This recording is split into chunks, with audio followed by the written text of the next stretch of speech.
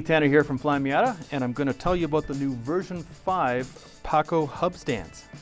Mark at Paco Motorsports came up with the original design a few years ago, and he's been evolving it, and this new version is the best one yet. Some basic specs to start off with. These come in sets of 4. This is obviously only one, but they wouldn't all fit in the table. So these come in sets of 4 with 4 stands, 4 sets of washers, and a couple of cables and springs that are used for setting the thrust alignment. We'll get into that later, but that's basically take the set and multiply by 4, and that's what you're looking for. The stands themselves are set up so they can take multiple bolt patterns. They will take the 4x100 and the 5x114.3 that is so popular in the Miatas. 5x114.3 is also 4x4.5, so it fits a lot of cars, Mustangs, Camaros, all over the place, and they fit a wide range of bolt circles as well. They're designed to fit almost every car on the market. You just simply bolt on with whatever is appropriate. The wheels themselves, these things are set up on some very noisy little ball transits. They are rated for a total of 1,000 pounds per corner, so basically you can put a car up to 4,000 pounds on this thing. So you can't use it to align your Explorer, but other than that, you're in pretty good shape. Stands themselves are made in the States. They do require a little bit of assembly when you get them, but generally speaking, this is what you're looking for. They're very useful to do your own alignments at home. You don't need a lot of extra tools, and it gives you nice, precise numbers. They have special gradations on them that are designed to make it easier to align the car. We will get into that in a moment. I'll walk you through an alignment. They also make it very easy to work on suspension because it allows you to have the car on its wheels where you still have full access to the suspension behind the wheel, behind the hub. So it makes it very easy to torque bushings, to set toe very, very quickly, to corner weight a car. They're very, very nice for corner weighting car because there's no side load. You don't need to reset the car every time you change the height. Very, very convenient for that. A couple of caveats. You do want to make sure you use these on a smooth, level surface. Smooth because it needs to be able to move a little bit to adjust for the suspension moving around and not bind up. Level because otherwise the car will run away. And yeah, they don't steer or brake so well when they're sitting on little roller skates. In order to do alignment, you will need a couple of extra tools. You will need an angle gauge, digital angle gauge of some sort, or an old school needle one. You can get apps for your smartphone for that. You can get these little digital ones that we sell. You have a wide variety of options. You just need some sort of angle gauge. This one's kind of nice because it's magnetic, so you can just stick it on there. Makes it very easy to get readings. You also need 2 tape measures. They don't have to have any specific specifications. I wouldn't recommend using cloth sewing ones. I would recommend the actual steel ones. The only thing is they just need to be the same. That will make your life a lot easier. If they are different, especially if one's metric and one's not, make it difficult to check the toe, but just 2 tape measures that are the same. And of course, whatever wrenches you might need to actually adjust your suspension. That's the 5th generation kit. It's a very, very solid little piece of work. You can really tell that Mark has taken the lessons learned from the first 4 generations and improved on them.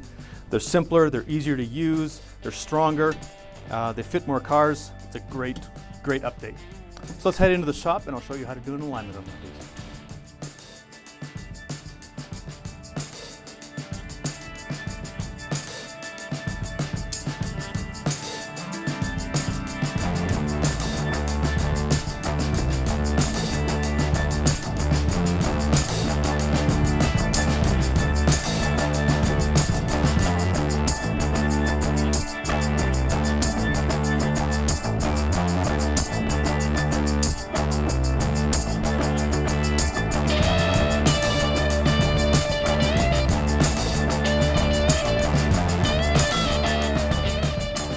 Okay, now we're going to walk through doing an alignment using the Paco hub stands.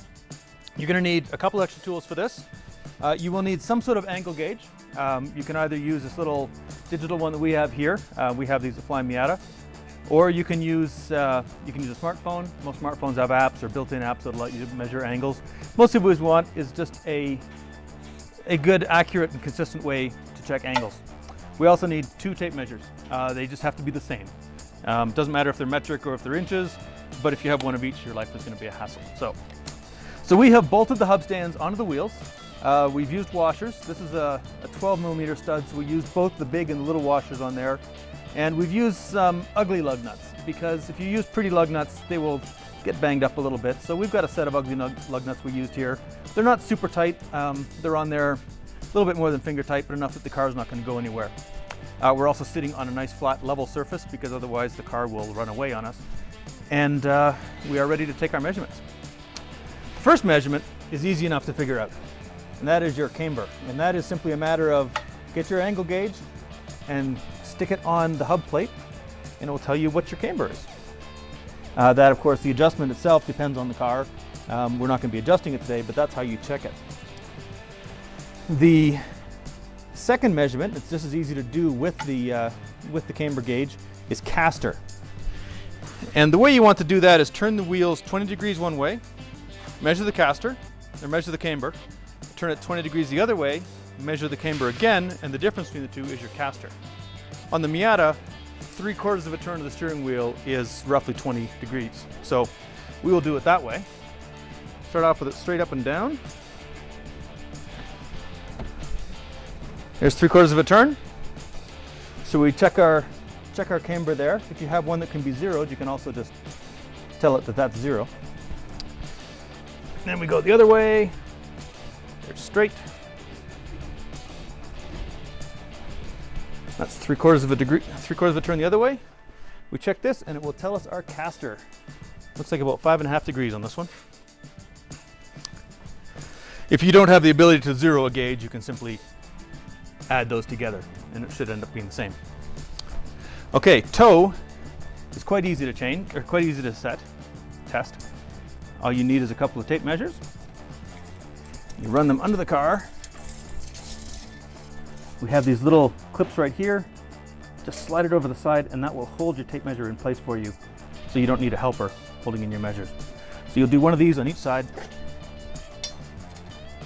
and then we go over the other side of the car to measure what they are. Okay, now we have our tape measures in place. We just basically measure straight across and make the reading on each side. And the difference between the front and the rear is what your toe is. Bigger number on the front means you're toed out. Bigger number in the back means you're toed in. And it's quite easy to do the math in terms of fractions of an inch. It's right there for you. Now, time for thrust angle. Thrust angle is the angle at which the car goes down the road. If you've ever seen a car that's just not tracking straight, it goes down the road a little bit sideways, that's a bad thrust angle.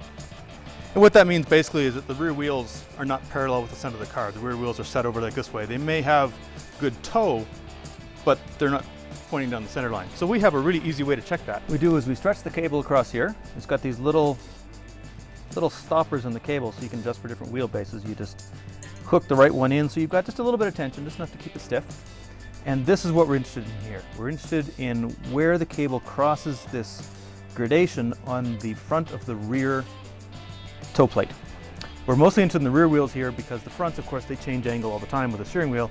These ones are the ones that need to be parallel to the car or centered on the car.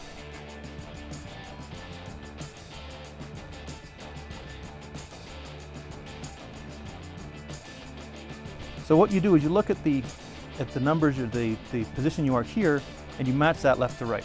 Doesn't matter exactly what this is. It could be all the way over here, it could be over there. It's going to be pretty close to being in the center, but it will change depending on your toe setting. What's most important is that it's the same on both sides. If you match that up left to right, you will have a good thrust. And when we're done, just pop that off. Another nice thing about the hub stands, because there's so much room in the wheel well without the wheel out of the way, is if you need to adjust suspension components, if you need to tighten up bushings with the car's weight on the wheels, you have lots and lots of access to everything that's inside here. Makes it very easy to corner weight a car. You can adjust the corner weights easily, and also tighten up bushings with the car's weight on the car. So it's very, very useful in that regard. And you can get some very precise alignments on this if you pay attention to your measurements and pay attention to what you're doing. So there's your alignment. If you have any questions, feel free to contact us. Of course, we support all of our products for lifetime. We have a legion of customer support technicians on staff here. So if you have any questions on if these will fit your car, how to use them, why the alignment is all wonky, please do call us or email us and we will do our best to help you out. Thank you and good night. Wonderful.